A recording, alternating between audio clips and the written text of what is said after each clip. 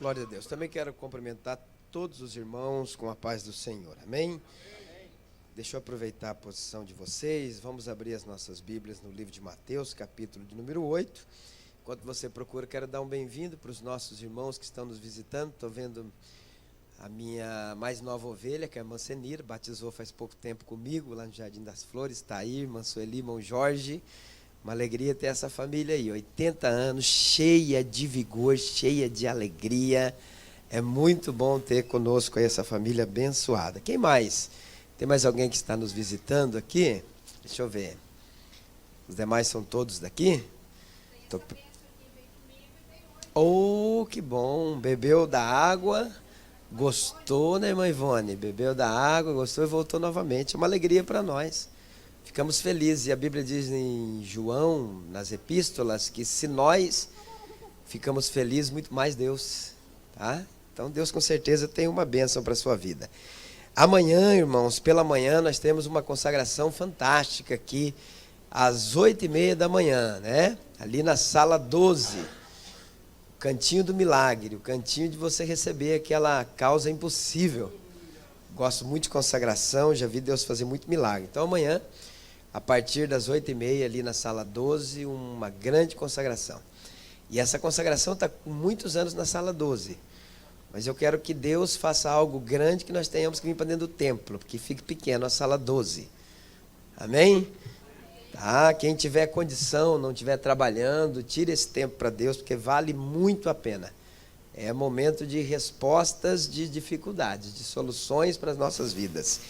2h30 da tarde, o culto do círculo de oração. Nossas irmãs estão aqui, adorando o nome do Senhor, a partir das 14h30.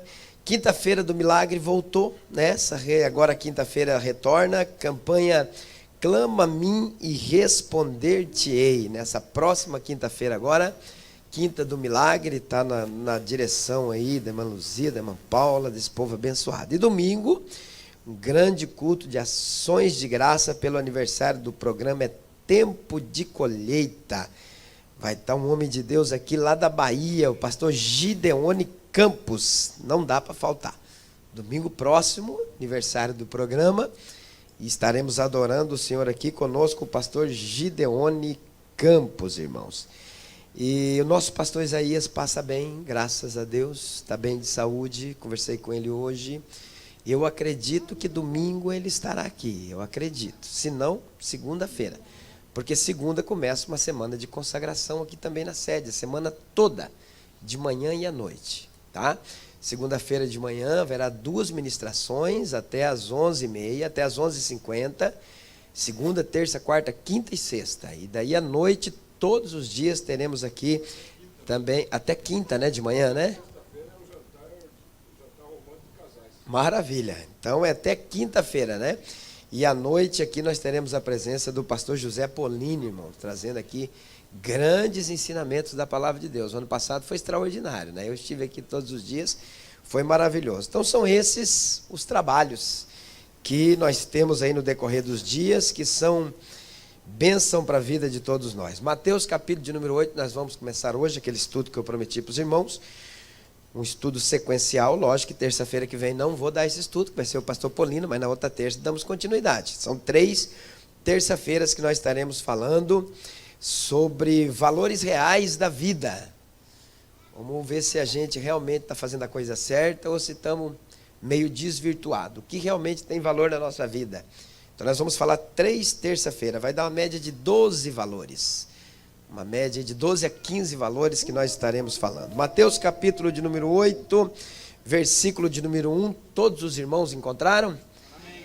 Depois da palavra a gente vai deixar uns 5 minutos aí para poder fazer a coleta dos dízimos e das ofertas, tá bom?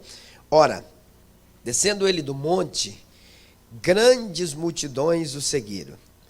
E eis que um leproso, tendo se aproximado, adorou-o dizendo: Senhor, se quiseres, pode me purificar.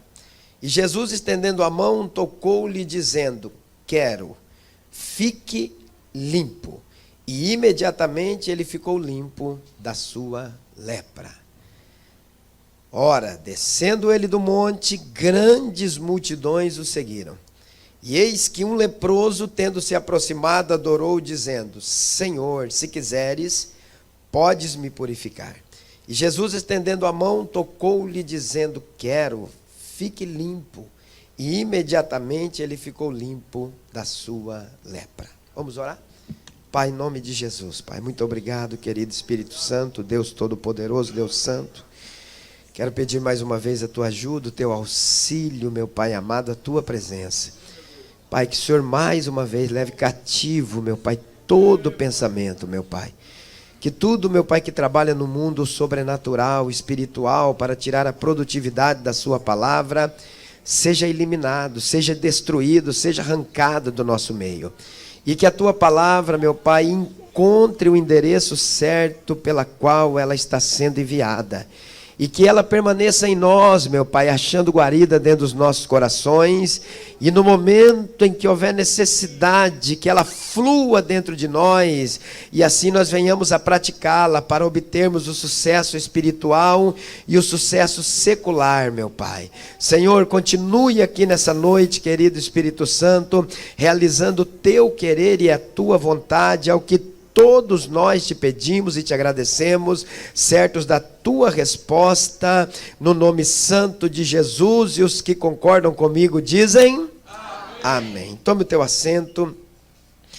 Meus irmãos, o texto de Mateus capítulo número 8, essa história ela se repete também nos outros dois evangelhos, e o interessante é que é um texto que nós já ouvimos bastante. Já ouvimos muitas vezes, várias, dezenas de pessoas pregarem, mas que traz aqui com ele algumas revelações por demais de interessante para nossas vidas. Que quando aplicadas e quando desenvolvidas no nosso dia a dia, elas produzem um efeito extremamente positivo e benéfico para todos nós que quando observamos essa palavra. O texto que nós lemos aqui, queridos, ele fala de um momento em que Jesus, depois de mais de 2 horas de pregações, ele desce daquele monte e acompanha ele uma grande ou grandes multidões, a Bíblia diz desse jeito, e interrompe aquela caminhada, alguém vem para aquela multidão e vai até Jesus Cristo pedindo um auxílio, uma ajuda. A Bíblia diz que este homem era um homem que possuía uma enfermidade que no seu tempo não havia cura, não havia solução para aquela enfermidade. Era uma enfermidade muito terrível, era uma enfermidade altamente contagiosa.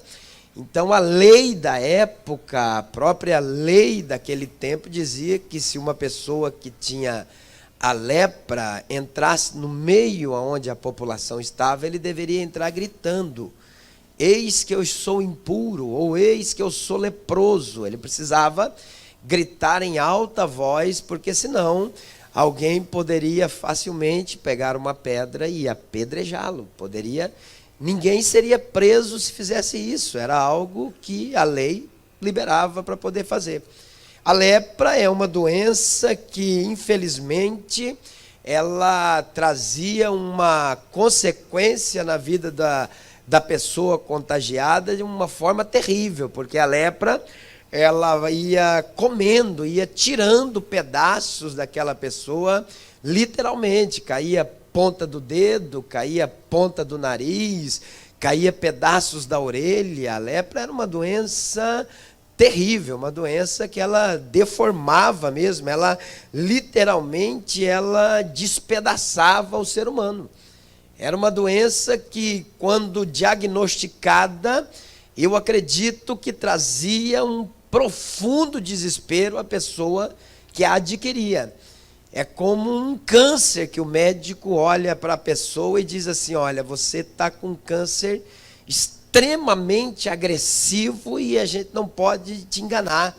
A gente vai dizer para você que a tua vida vai durar mais 40 dias, 30 dias. A pessoa sai de dentro do consultório médico desorientada, totalmente destruída, porque às vezes é uma dorzinha que a pessoa está sentindo, e aí chega lá, recebe um diagnóstico terrível desse. Naquele tempo, o leproso, ele não ia ao médico. A pessoa que adquiria esta mancha, ela procurava o sacerdote. Era o sacerdote que fazia a avaliação para ver se realmente era a enfermidade. E este homem aqui, nós sabemos perfeitamente, não tem genealogia, não sabemos se ele era economicamente abastado, não sabemos a condição nenhuma da vida dele. Mas a gente imagina, a gente conjectura, porque a Bíblia diz que um homem leproso, a Bíblia não diz que é uma criança leprosa, um jovem leproso, a Bíblia diz que é um homem. Então a gente faz uma avaliação que era alguém adulto, né? E quando ele vai até o sacerdote, ele se apresenta para o sacerdote. Não sei também aonde estava a mancha, se na mão, se no rosto, não sei se nos dedos, mas quando ele chega até o sacerdote pega uma agulha e a avaliação dele era furar o local. Se a pessoa sentisse dor, era apenas uma enfermidade comum. Era apenas alguma coisa que estava afetando a vida dele, mas de ordem comum. Agora, se ele não sentisse dor, o diagnóstico era que ele era leproso. E esse homem de Mateus capítulo de número 8, infelizmente, quando ele vai até o sacerdote, ele recebe esse diagnóstico, que ele estava leproso. Então pare para fazer uma avaliação, receber uma notícia dessa, como que este homem não deve ter ficado, como que ele se comportou no momento em que o sacerdote olha para ele e diz assim: rapaz, você infelizmente está leproso, e você sabe como funciona a vida de um leproso, né? Você vai ter que sair de dentro da cidade. Você vai morar ali numa cidade chamada Cidade de Refúgio, do lado dos muros de Jerusalém, ou Leprosário era o nome da cidade. O seu ambiente que você vai viver vai ser esse agora. Você não pode mais tocar em nada, você não pode mais abraçar ninguém, você não pode mais se relacionar socialmente com nenhuma pessoa. Então você literalmente, se quiser se despedir da tua família, você dê um grito lá nos portões de Jerusalém, peça para alguém avisá-los que você é leproso e acene com a sua mão. Acene com a sua mão dizendo que você nunca mais o verá, que você nunca mais vai se relacionar com eles, porque infelizmente essa enfermidade tua, a gente ainda não encontrou solução para ela, não encontramos uma cura. Então esse é o teu diagnóstico. Imagina a gente chegando no médico, imagina a gente chegando num hospital e receber um diagnóstico desse, né? Nem para a tua casa você não deve voltar, nem para a tua família, para nada. A partir de agora o teu lugar é um lugar separado de todo tipo de pessoa, porque infelizmente a enfermidade que você tem é uma enfermidade trágica e ela pode contaminar mais pessoas. Além do problema da religião da época, que essa enfermidade também diz que aonde aquele homem esteve, teria que ser tirado tudo, botado fogo, e quem conviveu com ele teria que ficar 7 dias separados para poder serem purificados, senão também não poderia nem ir ao culto na igreja. Então faz uma avaliação, irmãos, nós vamos fazer uma conjectura, um pensamento de pregador. Esse homem do templo até os portões de Jerusalém, o que deve ter passado na mente dele? O que será que ele imaginou? O que será que veio no pensamento dele? Porque se fosse hoje, a gente ia falar assim: não, eu vou para uma campanha de oração lá na sede, às 8h30 da manhã, com o ciclo de oração, e Deus vai me curar. Mas naquela época não tinha isso. O que será que ele veio voltando para o caminho do leprosário? O que você calcula que esse homem deve ter imaginado? Eu digo para você que é incalculável, é impensável. Só quem passou por uma situação dessa pode explicar o que você pensa. Só quem teve um diagnóstico desse pode explicar como que é, porque quem nunca teve não consegue imaginar. Ah, pastor, eu acho. Achar não é verdadeiro, a gente acha. Mas como foi? Deve ser algo extremamente horrível, porque quando a gente sofre qualquer decepção quase que insignificante, a gente quase que entra em depressão. Imagina uma coisa dessa, um pensamento desse, ou uma realidade dessa. Agora, o mais interessante, irmãos, é que este homem, quando ele descobre que ele é leproso, ele então começa a ter algumas percas na vida dele. E é dessas percas, desses valores, que eu quero começar aqui esse estudo sequencial. Este homem, quando ele recebe o diagnóstico do sacerdote, a primeira perca, ou o primeiro valor que ele perde é a saúde. Que para algumas pessoas parece que não é nada. Eu noto algumas pessoas que elas levam uma vida tão desregrada, uma vida tão, tão sem cuidado, que parece que a saúde é algo insignificante, é algo banalizado. A primeira coisa que esse homem perdeu foi a saúde, porque ele sabia que agora o corpo dele perderia pedaços. A partir daquele momento, o corpo dele ia começar a se definhar, ia começar a se deteriorar, ia começar a cair os pedaços. E a pessoa, quando perde a saúde, queridos, eu acredito que ela perdeu um bem maior. Porque com saúde a gente conquista qualquer outra coisa que se perde.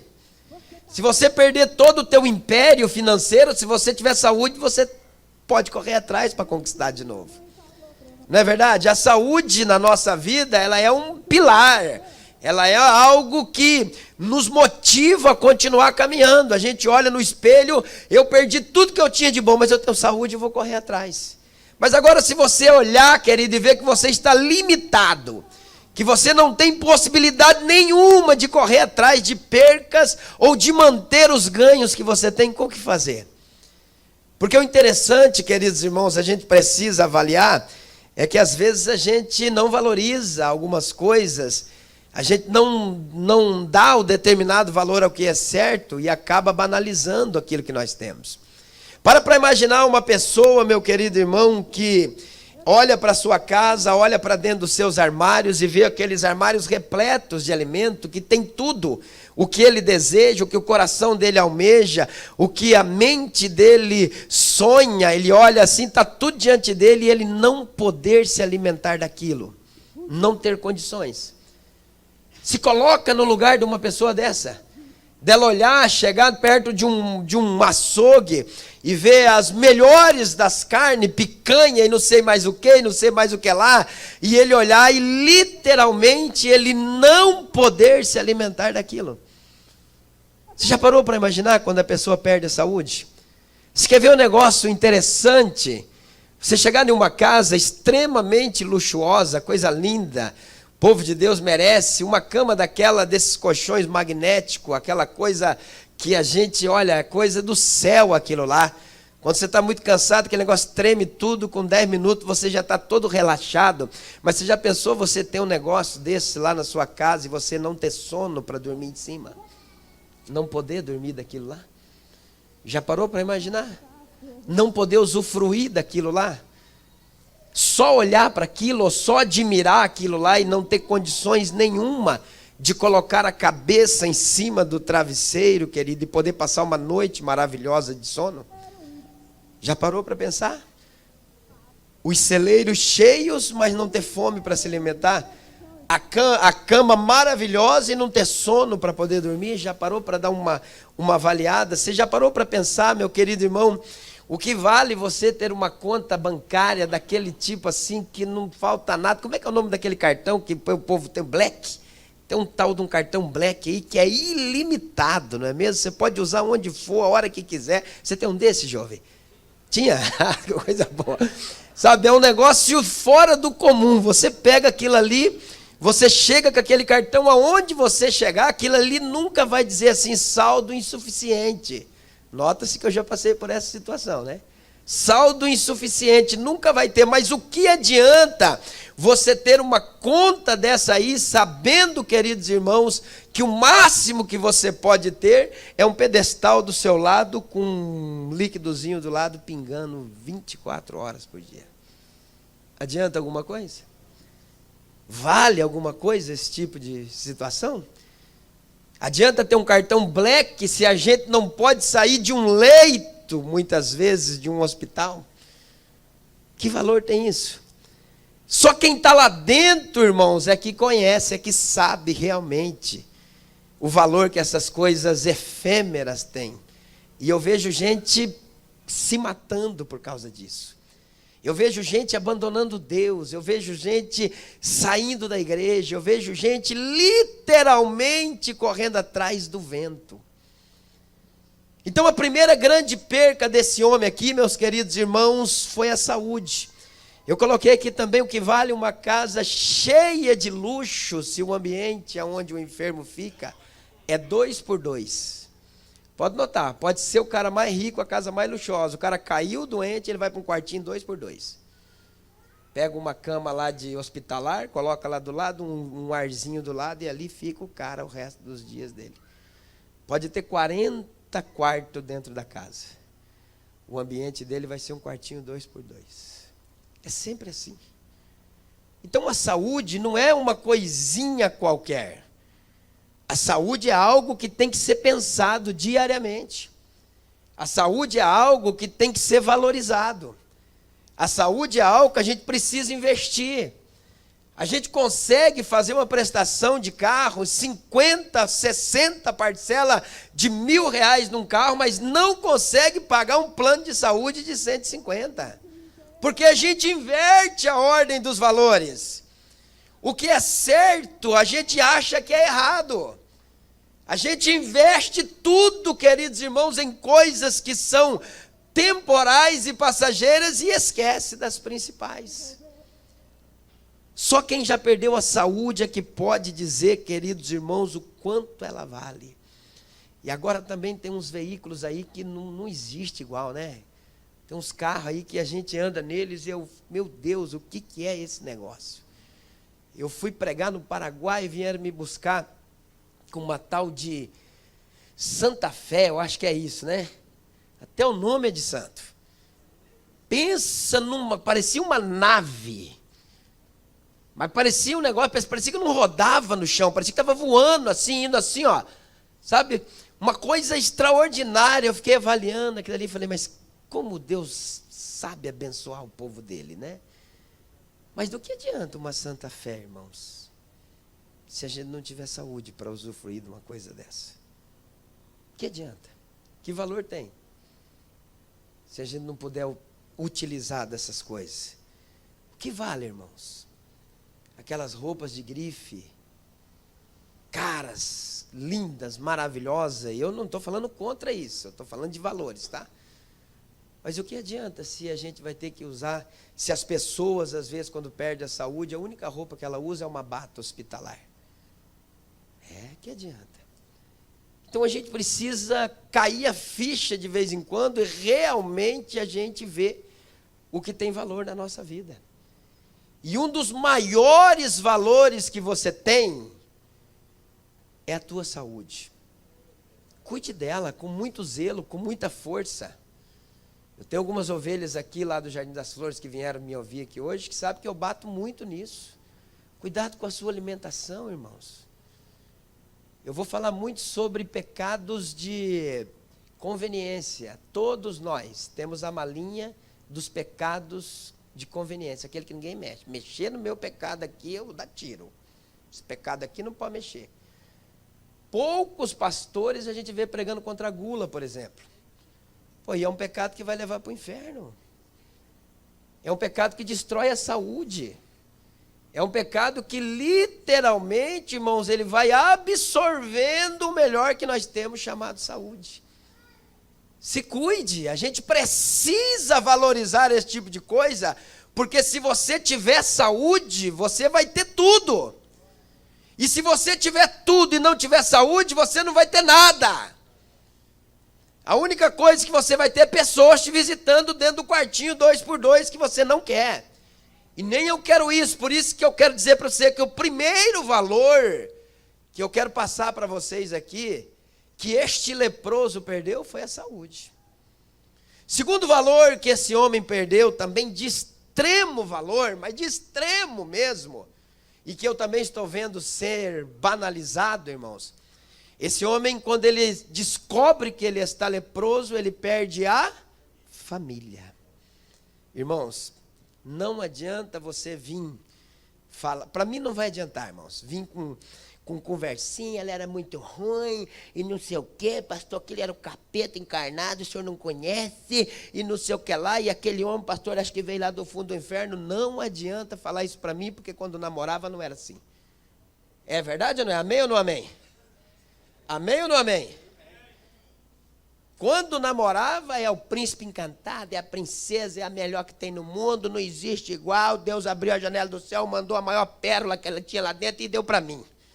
Aí passa algum tempo, parece que o encanto desencanta, e aí começam as crises dentro da família, não é mesmo? E aí começa a família a ser dissipada. Este homem, querido, o que fez ele perder a família foi uma enfermidade, foi uma doença. Esse homem, vamos avaliar, analisar que esse homem tivesse 3 filhos, porque o povo naquela época tinha bastante filho. Pensa você, meu irmão, minha irmã, você saindo do hospital e o médico dizendo, não volte para casa, não toque nos teus filhos, não toque na tua esposa, você não pode tocar neles, porque a tua enfermidade vai contaminá-los e eles vão morrer também. Você não tem esse direito, é daqui para o leprosário. Para imaginar uma coisa dessa, irmão, que situação trágica. Faço uma avaliação pela minha família, minha esposa, meus filhos. A pessoa recebeu uma notícia que hoje você não pode mais olhar para o Rafael, para o Daniel, nem para a Marinês. Você nunca mais vai ver eles. Meu Deus, acabaria meu mundo? Ficaria sem chão? Fazer o quê? Esta enfermidade, irmão, literalmente tirou daquele homem os bens mais preciosos dele. Ele perdeu a família dele, a enfermidade fez com que a família dele fosse dissipada. Agora, descobrir que a família é um bem precioso, irmãos, é só para quem conhece o que realmente é uma família. Porque, infelizmente, existe no nosso meio um sentimento de egocentrismo ou de egoísmo, que as pessoas entram num relacionamento para serem felizes. Se eu não for feliz, eu troco por outro, eu vou por outro, eu vou por outro, e assim vou ir. Eu troco o Joãozinho pelo Paulão, e vou trocando o Paulão pelo Carlão, e aí vou indo, vou trocando a Maria pela Joana, Joana vai trocando, porque é egoísta, pensa só nele o tempo todo, e ela pensa só nela. Quando a gente fala de família, fala de casamento, a gente fala de um propósito que a gente faz de fazer uma outra pessoa que está ao nosso lado feliz.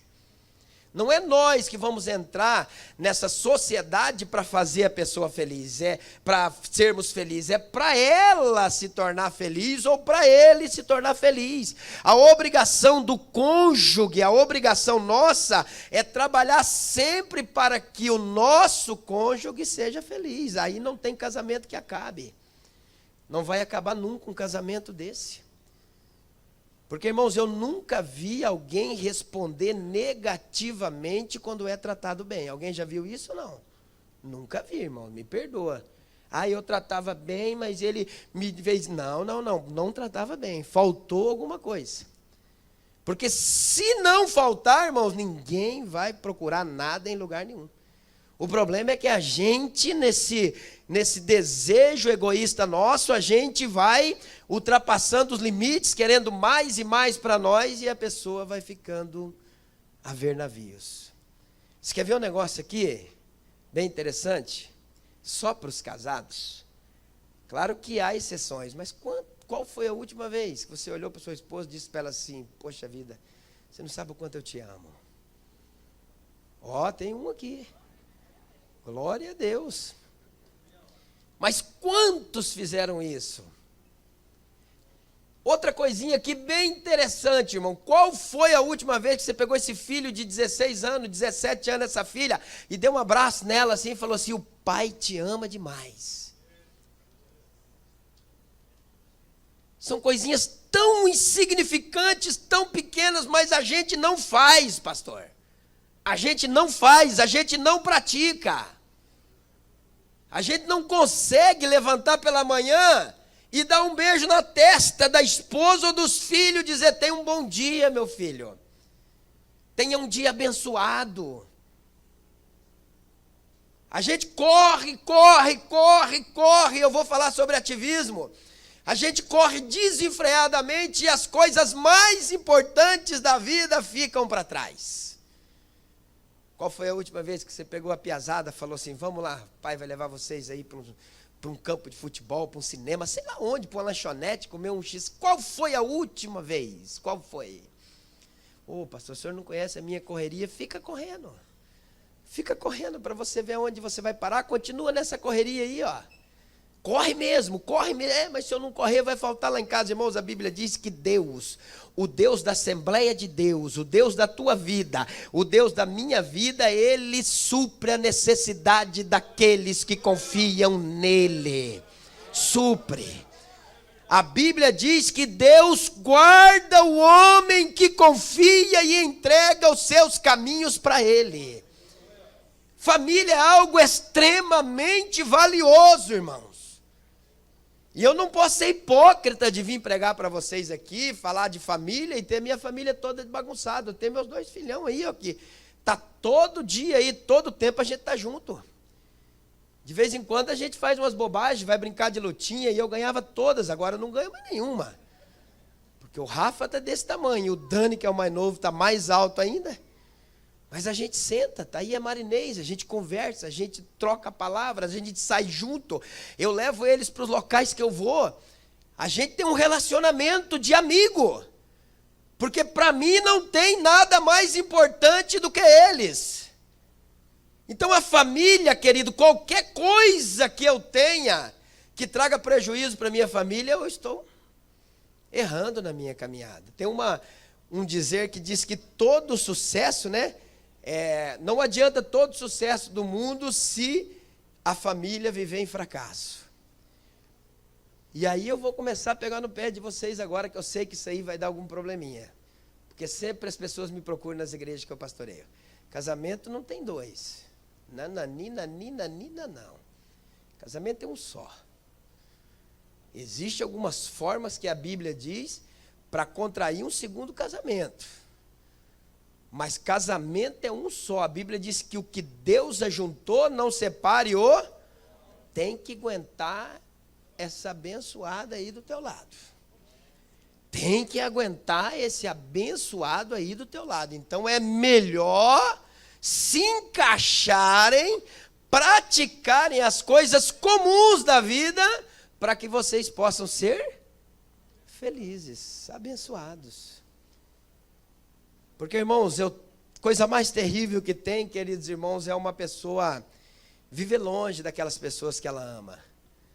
Porque a lepra, ela é o símbolo do pecado. Às vezes, temos aqui pessoas separadas, é comum no nosso meio, que se separaram por quê? Porque entraram para os caminhos das drogas, entraram para o caminho do álcool, entraram para o caminho dos jogos, da prostituição, acabaram perdendo a família. Lepra faz isso, ela destrói mesmo. Aonde ela chega, ela arrebenta. Talvez temos, mas a gente não precisa continuar no erro. Não tem um bem maior para nós do que a família. Não existe, porque fomos criados seres sociais, fomos criados para viver em comunidade. Ninguém consegue viver sozinho, então é sempre bom ter alguém do nosso lado. Cuide da sua família como um tesouro maior, como algo especial. Priorize a tua família em todos os aspectos, irmão. Vou dizer algo aqui que vai mexer com você, você vai falar, esse cara é louco. Mas se o teu trabalho atrapalha o teu convívio com a tua família, peça conta no teu trabalho, mande currículo em outro lugar, e se faltar o arroz e feijão, nos procure que nós vamos te ajudar até você conseguir outro emprego. Mas não perca a tua família. Não perca, porque não vale a pena. Não vale a pena, irmão. Um dos bens mais preciosos que Deus nos deu ainda é a família. Zele bem, cuide bem dessa esposa. Quando a gente namorava, mas que coisa linda, irmão. Ai, que maravilha. A gente recebia R$ 937, é o salário mínimo, né? 937, é isso? 954 é o salário mínimo. A gente recebia R$ 954. A gente não tinha dó, irmão Juarez, de atravessar a ponte da amizade e ir lá comprar um perfume de $150.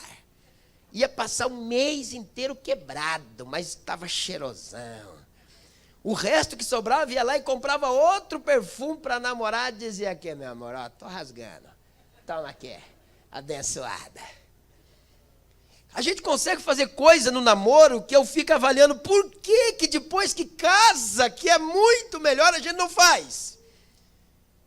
Namora, você gasta tudo que tem para comprar um vestido, uma blusinha para dar para tua namorada. Casou?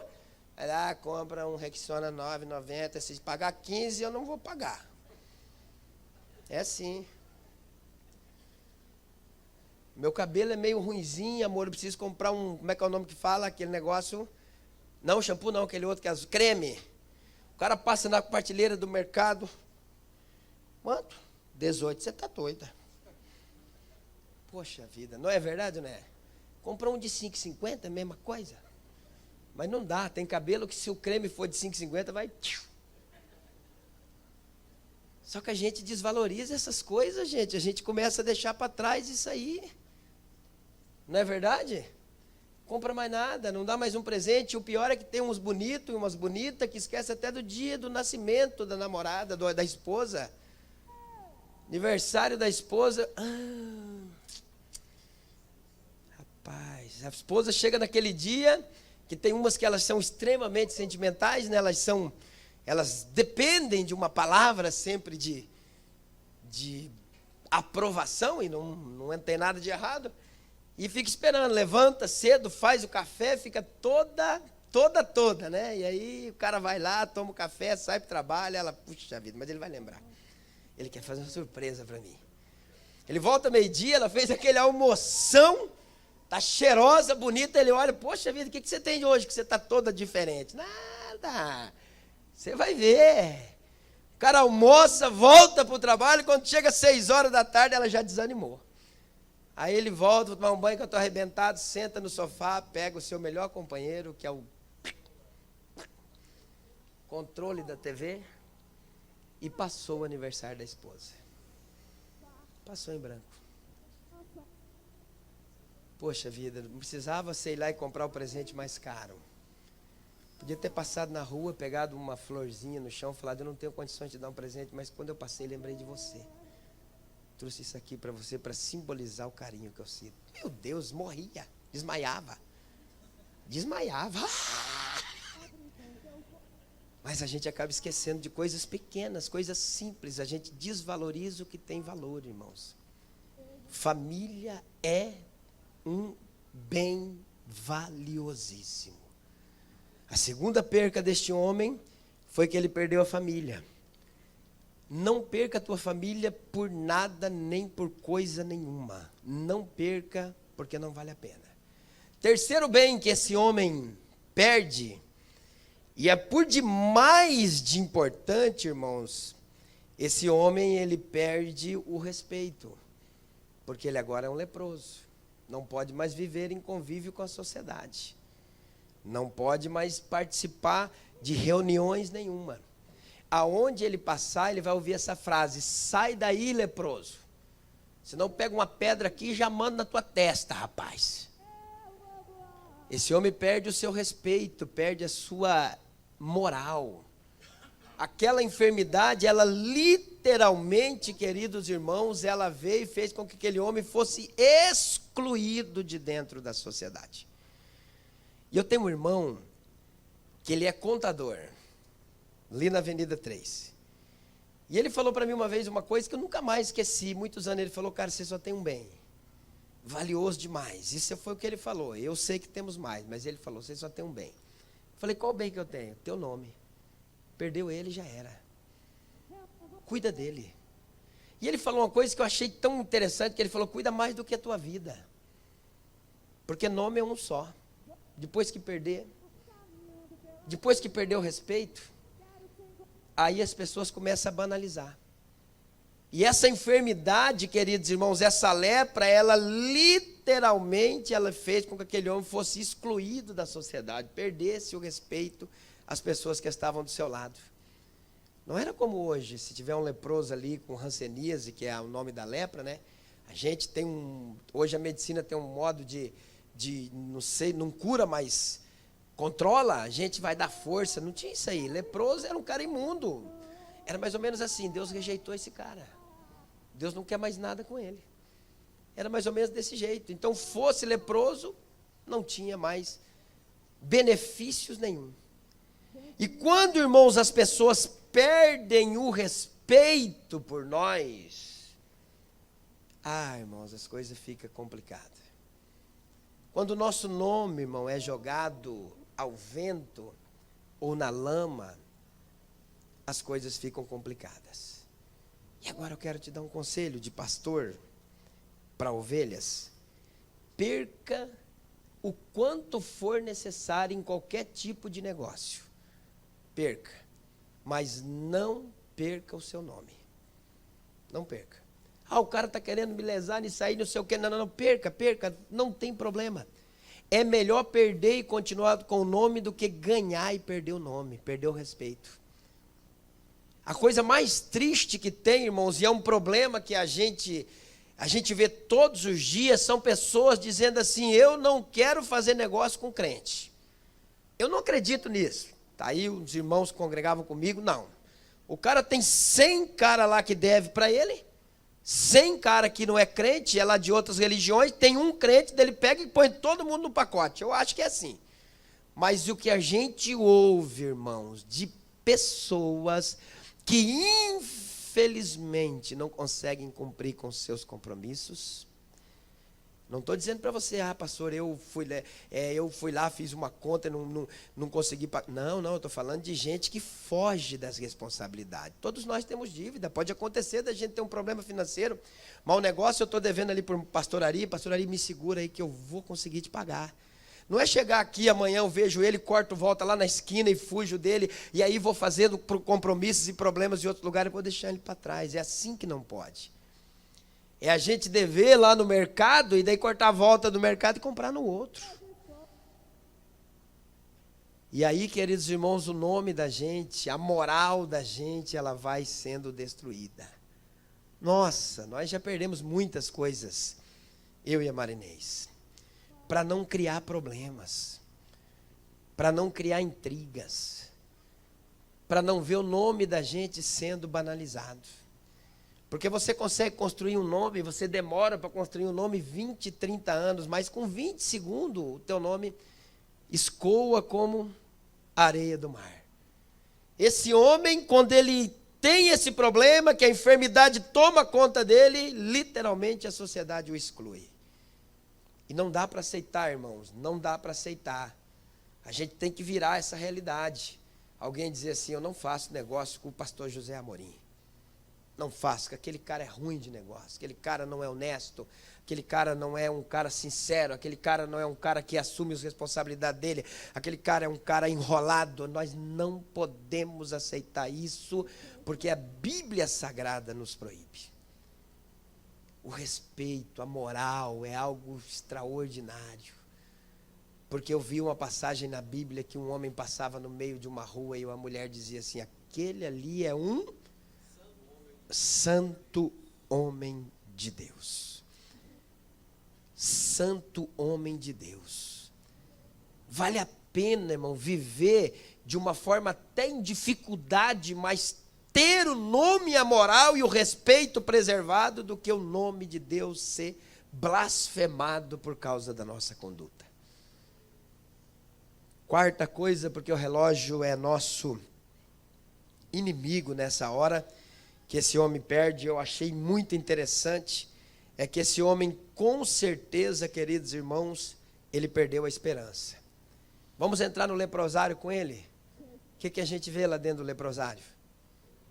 O que a gente vai enxergar lá dentro? Quais as condições daquelas pessoas lá dentro daquele local?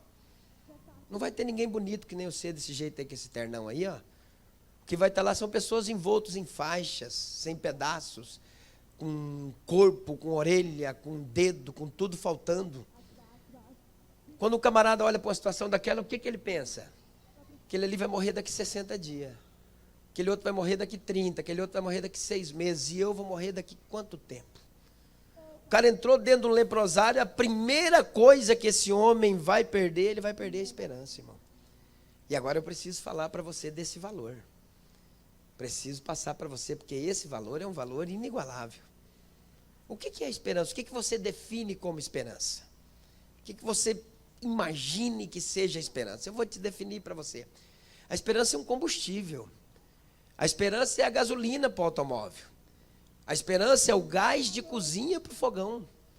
Quando acaba a gasolina, o automóvel literalmente para.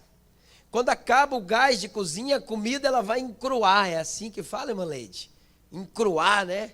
Acabou esse combustível, a gente não vai conseguir fazer as coisas necessárias. A esperança é a mesma coisa. Quando ela acaba na nossa vida, a gente vira um morto-vivo.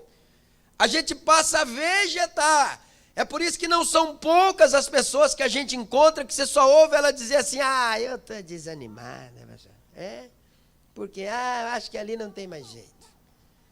Acho que ali não tem mais solução.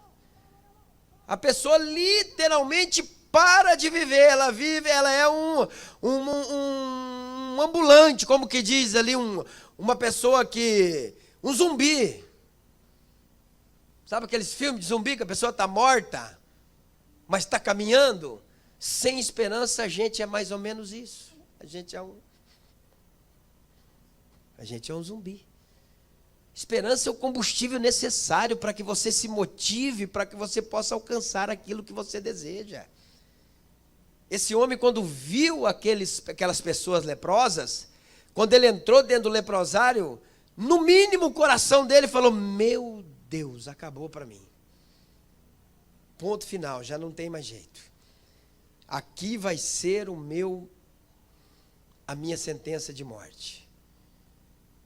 Não dá para perder a esperança, irmãos.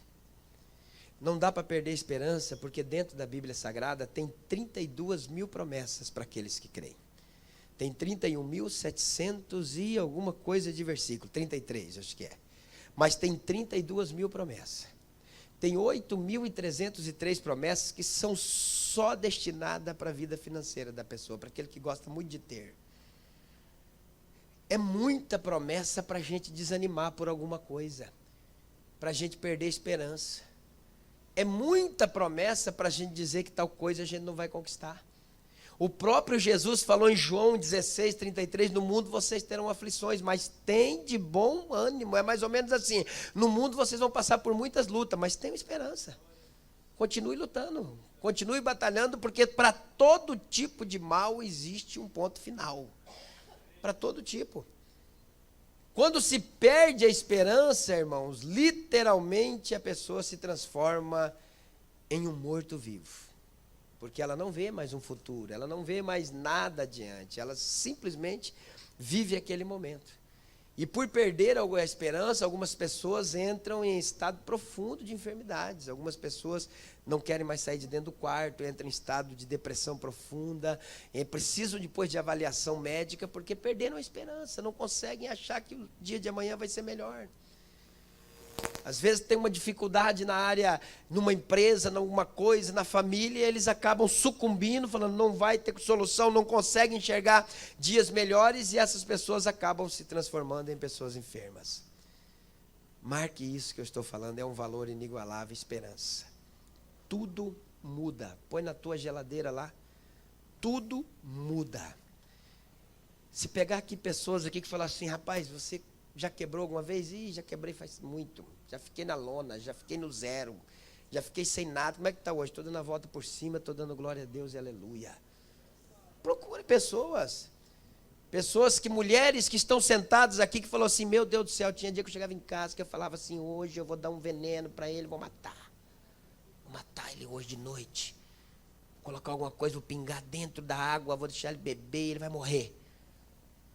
Mas daí, de repente, ela fala, não, mas Deus pode fazer um milagre, e hoje os homens estão aí pregando, dando glória a Deus, sentados, obreiros, homens de Deus aqui na casa do Senhor. Pergunta para elas. Pergunta para alguns maridos aí, que quantas vezes se passou na frente da casa de ferramenta e falou, hoje eu vou comprar uma machadinha. Boa. Mas disso você lembra, não, mas eu tenho esperança que um dia Deus vai fazer uma obra na vida daquela mulher, e hoje é do círculo de oração, é uma benção, é algo, é uma pessoa transformada. Esperança faz isso na vida da gente. A esperança faz você ver um filho que é bandido pregando aqui no meu lugar. Esperança faz esse tipo de coisa. A esperança faz, querido irmão, você acreditar naquilo que é incrível. A esperança faz você ver aquilo que é invisível, e a esperança faz você conquistar coisas que são impossíveis. Quem tem esperança, irmão, tem seus sonhos realizados através de Deus. O quarto valor que esse homem perde é a esperança. E a lepra, para mim terminar, é símbolo do pecado, né? E o pecado, ele tem roubado os maiores valores da vida dos seres humanos. A maioria das nossas percas, minha, tua, quem roubou de nós foi o pecado. O pecado, queridos irmãos, ele deixa marcas e cicatrizes profundas. O pecado não brinca de ser pecado. O pecado não conhece a palavra misericórdia, ele não conhece. Quando ele vem para destruir. O pecado, queridos irmãos, ele é mentiroso. Alguém conhece algum pecado que não causa prazer? Todo pecado é prazeroso, não é, pastori? Todo pecado causa prazer, mas ele é mentiroso, porque depois o resultado e a consequência dele é uma dor inigualável. Dores que às vezes nunca mais conseguem receber uma cura. O pecado é mentiroso e tem gente que se alia com ele, achando que ele vai ter misericórdia da pessoa. Eu vou só fazer um pecadinho só, não vai ter problema nenhum.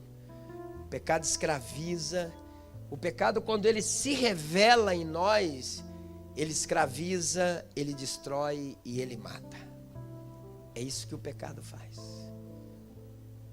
Mas, queridos, a Bíblia diz que este homem, não sei como, não sei de que maneira, não sei quem, não sei como, não sei se alguém foi lá, não sei se ele ouviu, mas a Bíblia diz que esse homem sai do leprosário e vai até Jesus. A Bíblia diz que ele rompe aquelas barreiras, aquele povo, e ele foi até a pessoa de Jesus. Ele rompeu todos os limites que havia para chegar até Jesus. Rompeu a religiosidade, rompeu as leis da época, rompeu tudo para poder ir até a pessoa de Jesus. A minha preocupação nesse ponto aqui, irmãos, que ele foi até Jesus, é que as pessoas de hoje, a igreja atual, muita gente tem isso aqui como um sistema religioso. Eu vou para a igreja. Não, quarta-feira, domingo eu vou na igreja. Segunda, terça, quarta, quinta. Não, tem muita coisa para fazer. Não posso ir na igreja. Ah, se eu for todo dia na igreja, o que é isso? Eu vou se virar um fanático? Ah, não é assim que você ouve as pessoas falarem? Não é desse jeito que a gente ouve as pessoas falarem? Isso é para pessoas religiosas, irmãos. Para pessoas íntimas de Deus, isso aqui é um dos melhores lugares que existe no mundo. Porque quando eu saio de casa, eu não estou indo para bater cartão em uma religião. Eu estou indo para ter um encontro com alguém que pode mudar a minha vida. E eu fico bobo, irmão, como tem pessoas que muitas vezes não participam de ceia, não vem, fica 15 dias sem vir para a igreja, 20 dias, depois em casa acende uma luzinha. Meu Deus, se eu não for para a igreja, Deus do livro, o pastor Amorim vai me ligar, porque eu ligo mesmo, já tem alguém, já viu aí que a gente está ligando. Por que não está vindo à igreja, que eu não sou acostumado com isso? Pelo amor de Deus, já faz 15 dias. Não, melhor não vir se você vir, porque você precisa cumprir um ritual. Não venha não. Agora, o dia que você falar, eu vou sair de casa porque eu sei que eu vou chegar na igreja e vou encontrar Jesus naquele lugar, pode vir. E eu tenho uma notícia a dar para você que está escrito no livro de Apocalipse: Jesus está todos os dias aqui nessa casa. A Bíblia diz que onde estiver 2 ou 3 reunidos em meu nome, eu estou no meio de vós. Tem mais 2 para me ajudar? Quem está aqui em nome de Jesus? Olha aí, então Jesus está aqui nessa noite. Ir até Jesus, irmão, ter um relacionamento profundo com Ele, levantar pelas manhãs, a primeira coisa, em vez de você ir olhar no Zap, ver lá as mensagens do Facebook, pelo amor de Deus, dobre o teu joelho, fale com Ele pelo menos 2 minutos, 2 minutinhos, diga para Ele, agradeça porque a noite foi maravilhosa, crie com Jesus um relacionamento profundo com Ele, comece a preparar-se para viver experiências extraordinárias. Comece a preparar para você vencer as lepras que a vida vai te oferecer, irmão, porque são muitas. Elas vão chegar. Mas com Jesus, irmãos, elas vão ter que parar no meio do caminho. Quando eu falo de igreja, eu não falo de um sistema, eu falo de alinhamento. Eu falo de relacionamento. Eu falo de você oferecer aqui um genuíno e autêntico culto de adoração ao Senhor. Mas pastor, eu estou vivendo o mais profundo dos abismos do sofrimento. Amém, aqui é o lugar certo para você contar suas mazelas para Ele. Aqui é o lugar certo para você revelar, abrir o seu coração e contar para Ele que você tem necessidade. Mas aqui é o lugar certo também para você dizer o quanto você o ama. Pastor, está muito difícil as coisas para mim, então vai até Jesus, por favor. Vai até Jesus. Ele está doido esperando ouvir a tua voz. Está querendo muito se relacionar com você profundamente, para que você declare para todo mundo que Ele é um Deus verdadeiro na sua vida. Não é uma ficção, não é alguma coisa que alguém está falando, porque tem pessoas que falam, eu estou 10 anos na igreja, 20 anos, e só ouve testemunho dos outros, mas está na hora de você começar a se relacionar profundamente e começar a contar os seus próprios testemunhos. Se coloque em pé, irmãos. Ele foi até Jesus, irmãos, e ele disse assim, se tu quiseres, tu pode me purificar. E Jesus falou assim, eu quero. Seja limpo. Pode falar, irmão.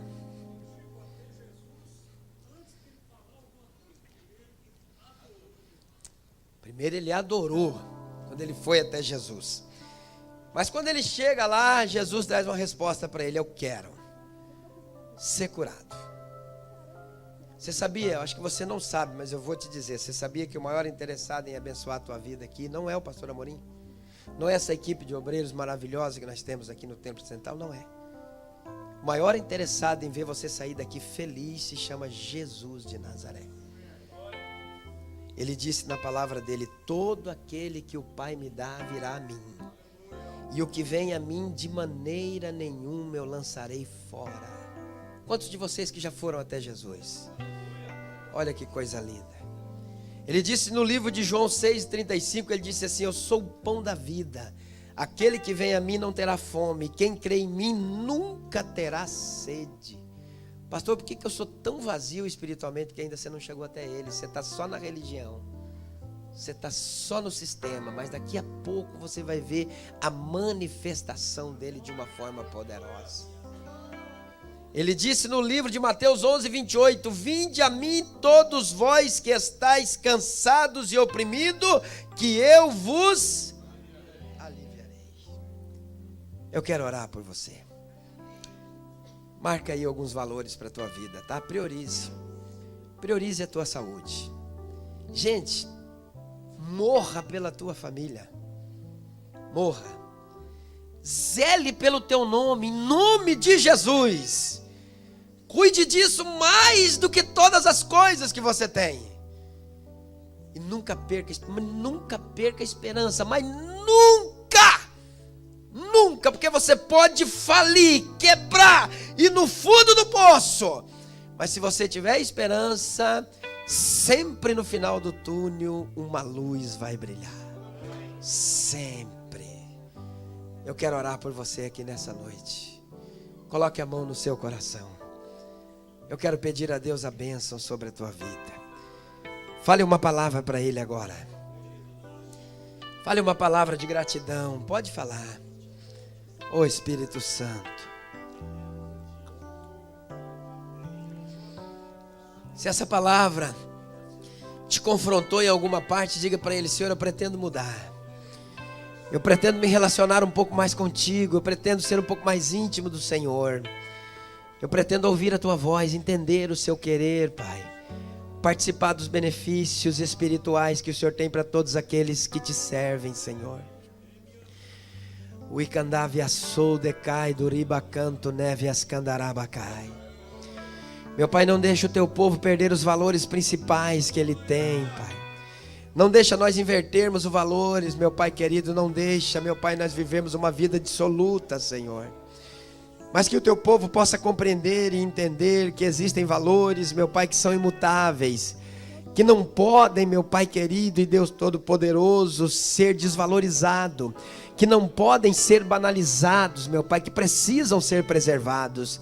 Senhor, em nome de Jesus, eu quero te pedir a tua bênção, Pai, sobre esta igreja, sobre essas pessoas, sobre essas vidas, meu Pai.